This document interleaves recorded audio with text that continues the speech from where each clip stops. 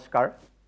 গোবিন্দ গোবিন্দ গোবিন্দ গোবিন্দ গোবিন্দ ৰাম মুৰাৰী অনন্ত কোটি ব্ৰহ্মাণ্ডৰ হৰি অধিকাৰী।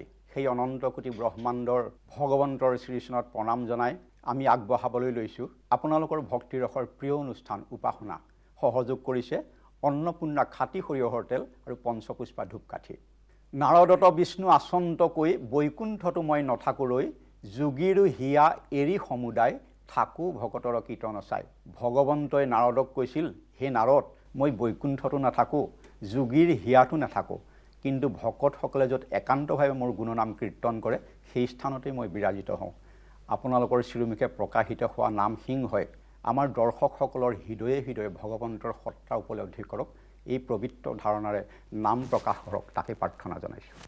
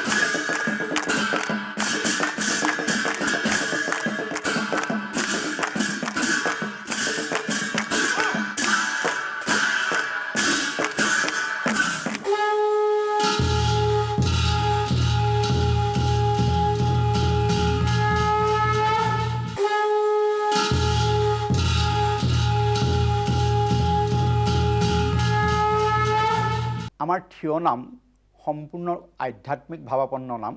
এই নাম প্ৰকাশ কৰোঁতে কোনো কাৰণতে যাতে আধ্যাত্মিক ভাৱৰ জ্যোতি নপৰে এই কথাটো আমি সূক্ষ্মভাৱে অধ্যয়ন কৰি আমি নাম প্ৰকাশ কৰাটো উচিত।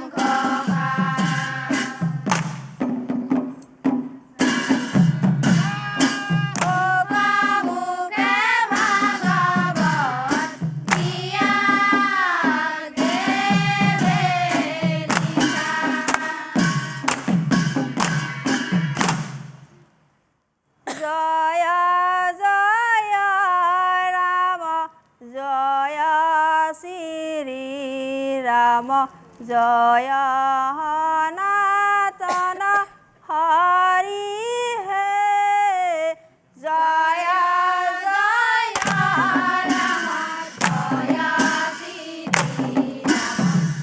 ৰাম জয় শ্ৰী ৰাম জয় সনাতন হৰি হে জয় জয় ৰাম জয় শ্ৰী ৰাম জয়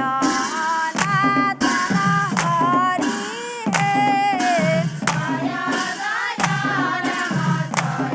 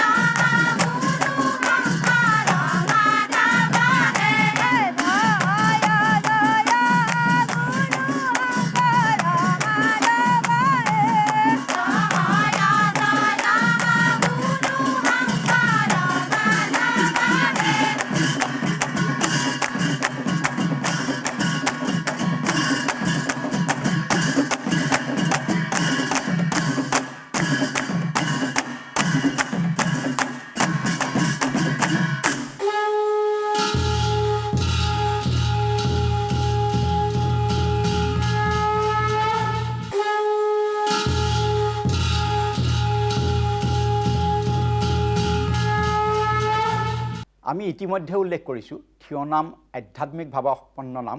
এই নাম পৰিৱেশন কৰোঁতে পাঠক পাঠিকাসকলে অকণমান যত্ন কৰি নামসমূহ মুখস্থ কৰি লোৱাটো খুব যুক্তিসংগত বুলি ভাবোঁ। কাৰণ আমি এডাল ষ্টেণ্ডত যেতিয়া এখন বহি থৈ পেলাই আমি পাঠ কৰিম বা আমি নাম পৰিৱেশন কৰিম, তেতিয়া কিন্তু আমাৰ আধ্যাত্মিক ভাৱটো বহু পৰিমাণে জ্যোতি পৰে। গোকুলতে বকুল ফুলে গোপীৰ হৰে মন সখী গোপীৰ হৰে মন ৰাস ক্ৰীড়া কৰিতে কৃষ্ণৰ ভৈলা মন সখী ভৈলা কৃষ্ণৰ মন। হে ৰাম ৰাম গোকুলতে বকুল ফুলে গোপীৰ হৰে মন সখী গোপীৰ হৰে মন। মধ্যৰাতি বাঁহীৰ মাত সুৰে ঘনে ঘন সখী কাৰ আগমন। ৰাম ৰাম তহো গোপীৰ মাজে এক কইলন্ত মা তব সখী কইলন্ত মানৱ প্ৰবল জিলা তথা ৰাস ক্ৰীড়া মহো তব সখী কাৰ আগমন। গোকুলতে বকুল ফুলে গোপীৰ হৰে মন সখী গোপীৰ হৰে মন। মধ্যৰাতি বাঁহীৰ মাত সুৰে ঘনে ঘন সখী কাৰ আগমন। কৃষ্ণ কৃষ্ণ হে ৰাম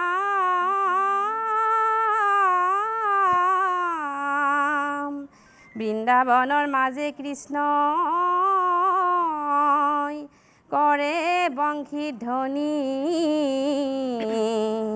হে ৰাম ৰাম উত্ৰাৱল হৈলা গোপী বংশীৰ মাত শুনি।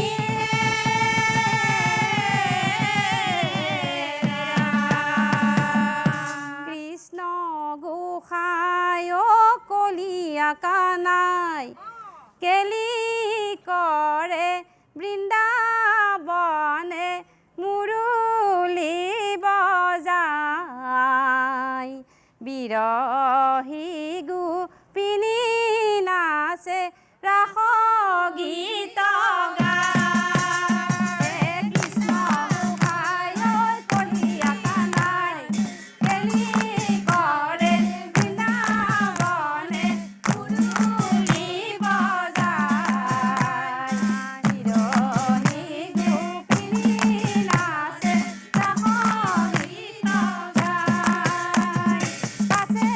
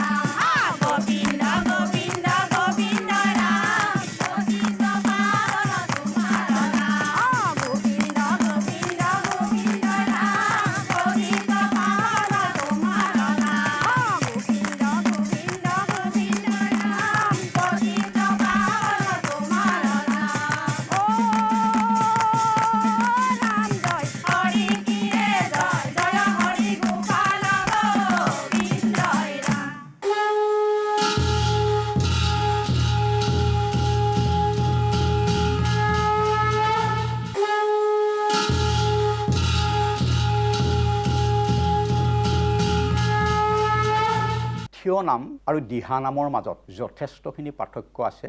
আমি পাঠক পাঠিকাসকলে নাম পৰিৱেশন কৰোঁতে আমি সেই পাৰ্থক্যসমূহ থিয় নামৰ মূলত বৈশিষ্ট্যসমূহ আমি উপলব্ধি কৰি নাম পৰিৱেশন কৰিব লাগে, যাতে কোনো কাৰণতে দিহানাম আৰু থিয় নাম একেকাৰ হৈ নাযায়। প্ৰাণ প্ৰভু ও পীতাম্বৰে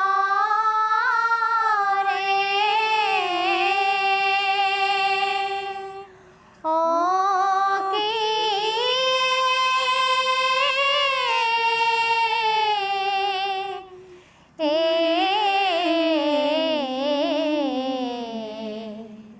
ও কিনো মই অজ্ঞানী দুৰ্ঘোৰ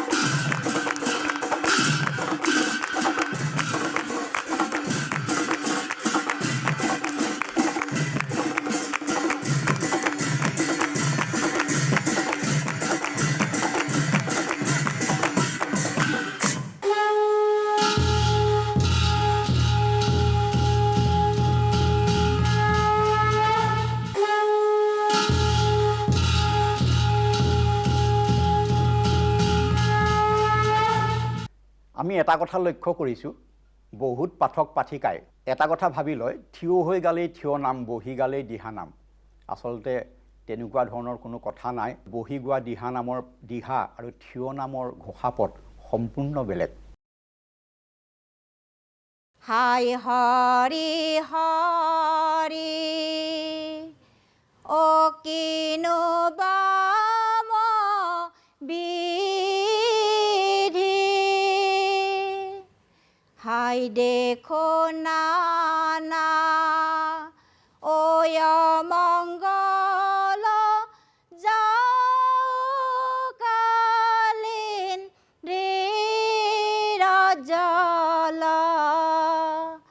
অ কৈত আছে কৃষ্ণ আনবনে কিয় সন্ধ্যা কালত বহি গলা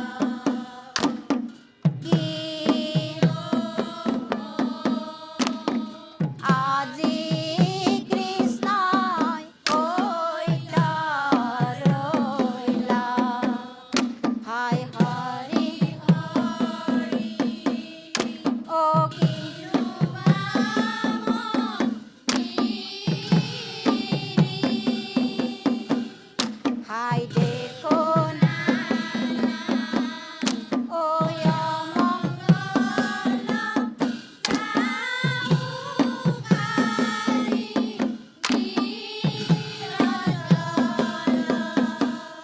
অ কৈত আছে কৃষ্ণ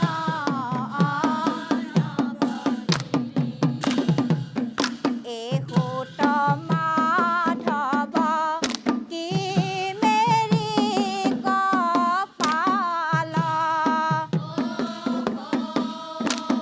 কৈত আছে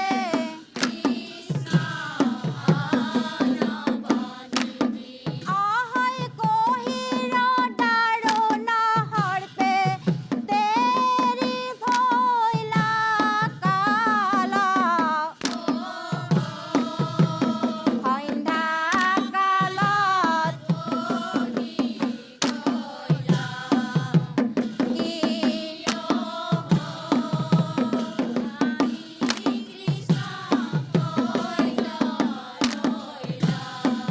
হাই হৰি হৰি অ কিনো বাম বিধি, হাই দেখো নানা অয় মংগল যাকালীন ধীৰজল অ কৈত আছে কৃষ্ণ কাহা যাও অগণি জালিয়া মেৰি গাওয়া, কৈত আছে কৃষ্ণ আহাই কোনে আহি আমাক বুলিব আৰু মাৱা, সন্ধ্যা কালত বহি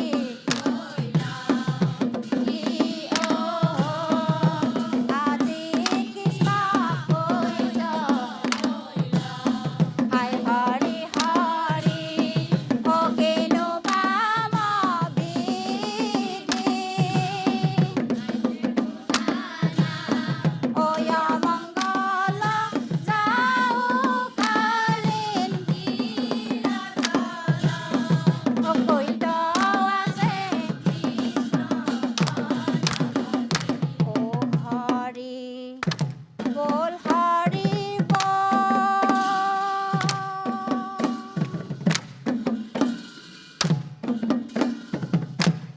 অ কৃষ্ণই গৈছে কালিৰ হদে তাতে কিবা হ'ল, হৰি বল হৰি বল, হৰি বল হৰি বল,